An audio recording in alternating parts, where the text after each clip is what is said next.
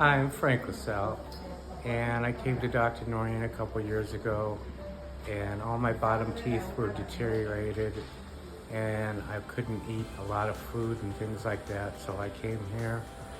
And Dr. Norian talked to me about getting implants, and I was a little hesitant because I understand it's a big procedure, but I decided to go with it.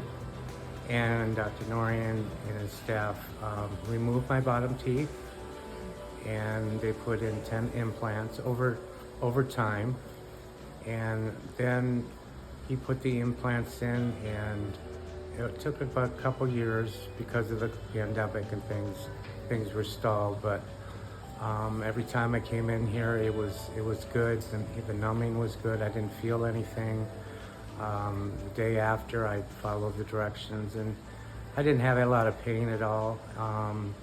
So finally, I got all my teeth in, and now I can eat anything I want, and I'm very, very happy. And I would think anybody that needed to worry about getting implants or anything should not.